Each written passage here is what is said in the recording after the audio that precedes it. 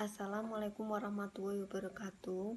Kami dari kelompok 3 ingin mempresentasikan hasil diskusi kami, yaitu tentang studi kasus PT XL Axiata Tbk dengan anggota saya sendiri Intan Sarafina NIM 066, yang kedua Miftahul Aini NIM 068, yang ketiga Galuh Dwi Jayanti NIM 083, yang keempat Dewi Puji Lestari NIM 093, dan yang terakhir Syafira Rahmawati NIM 097.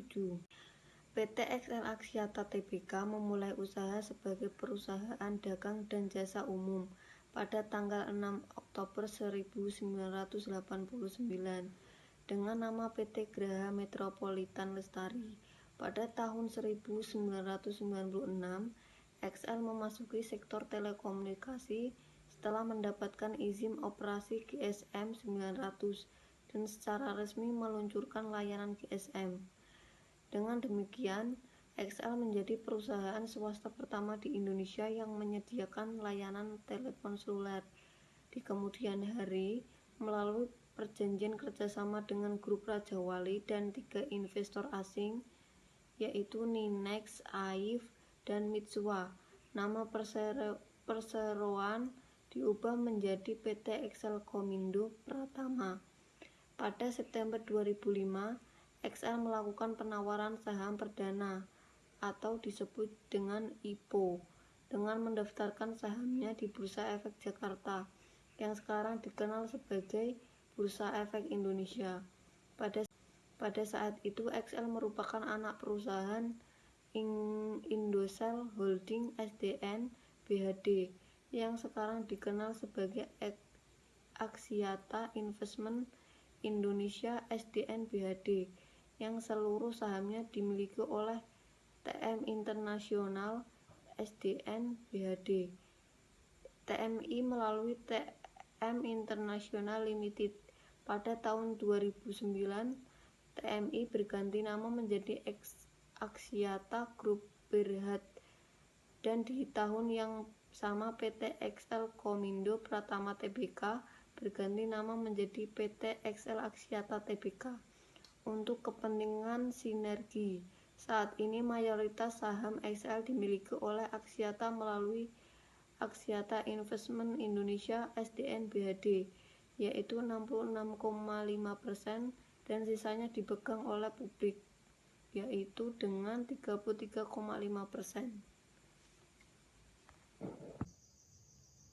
Visi PT XL Tbk menjadi yang terdepan dalam memberikan pengalaman menggunakan mobil internet yang mudah dengan harga yang lebih murah untuk masyarakat Indonesia, di mana brand XL memiliki daya tarik yang kuat untuk anak muda.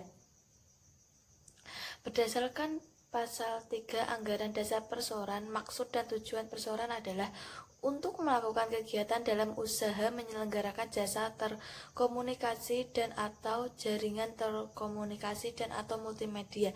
Untuk mencapai maksud dan tujuan tersebut, perseroan dapat melaksanakan kegiatan usaha utama sebagai berikut. Yang pertama, melaksanakan dan menjalankan kegiatan dalam usaha penyediaan sarana dan penyelenggaraan jasa dan atau jaringan telekomunikasi, termasuk namun tidak terbatas pada penyelenggaraan jasa telepon dasar dan jasa multimedia, dan penyelenggaraan jaringan bergerak seluler dan jaringan tatap tertutup. Yang kedua, penyelenggaraan jasa transaksi pembayaran dan pengiriman uang melalui jaringan telekomunikasi dan informatika. Yang ketiga, perseroan dapat melaksanakan kegiatan usaha penunjang. Selanjutnya, deskripsi kasus. Periode tahun 2014 sampai dengan 2016, aset perusahaan memiliki tren pembunuhan walaupun ada fluktuasi penurunan pada tahun 2015 dan 2016 dibanding tahun 2014. Pada tahun 2012, aset perusahaan tercatat sebesar Rp31.170 triliun dan meningkat menjadi Rp4.240.277 triliun pada tahun 2013 dan Rp63.630 triliun pada tahun 2014. Sedangkan pada tahun 2015, total aset menurun menjadi Rp58.884 triliun. dan menurun lagi menjadi Rp 54.890 triliun tahun 2016. Dari sisi kewajiban dari tahun 2012 hingga 2016, kewajiban PT XL juga mengalami fluktuasi. Total kewajiban pada tahun 2012 berjumlah Rp 20.085 triliun, meningkat pada tahun 2003 menjadi Rp 24.977 dan Rp 49.582 triliun pada tahun 2014. Namun, mulai menurun pada tahun 2015 dan 2016 menjadi Rp 44.752 triliun dan Rp 33.689 triliun. Model ekuitas pada XL Axiata menurun dari tahun 2012 hingga 2014 dan meningkat pada tahun 2015 menjadi 40.091 dan di tahun 2016 sebesar 21.209 triliun. Pembahasan studi kasus. Dari sisi kinerja operasional, pendapatan usaha bersih PT XL Axiata Tbk cenderung mengalami tren penurunan. Penurunan ini disebabkan oleh peningkatan beban infrastruktur. Tren penurunan pendapatan usaha bersih ini berakibat pada laba operasi yang memiliki tren yang sama, yaitu menurun meskipun pada tahun 2014 sampai 2016 terselamatkan oleh keuntungan dari penjualan dan sewa balik menara. Pendapatan usaha bruto dan beban usaha sesungguhnya stabil selama periode tahun 2012 hingga 2016. Namun yang menjadi penyebab terjadi fluktuasi cukup signifikan laba operasi adalah beban infrastruktur. Kemudian untuk penjualan dan sewa balik menara mendatangkan keuntungan jangka pendek yang mendongkrak laba operasi pada tahun 2015 dan 2016.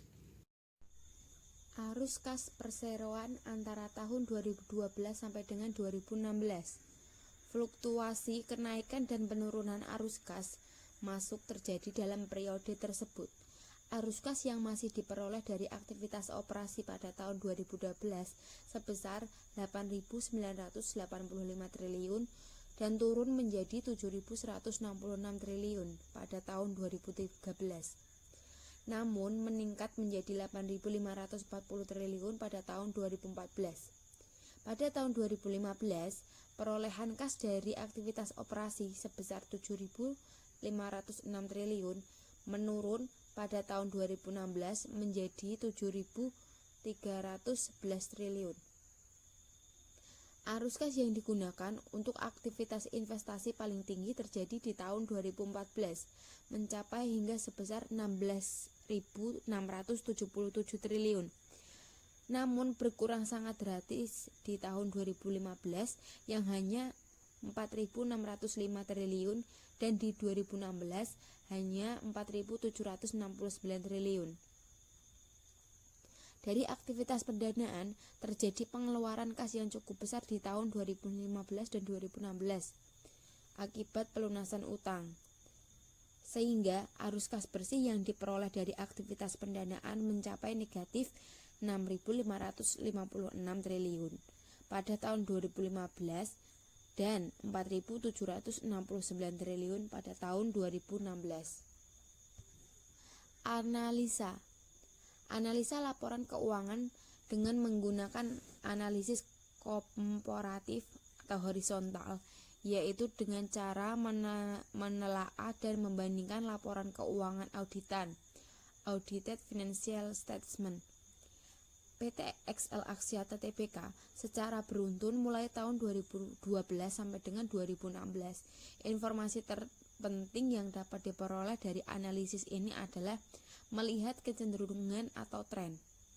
Tren diperhatikan dan dikaitkan antara satu akun dengan akun yang lainnya sehingga dalam sebuah laporan keuangan.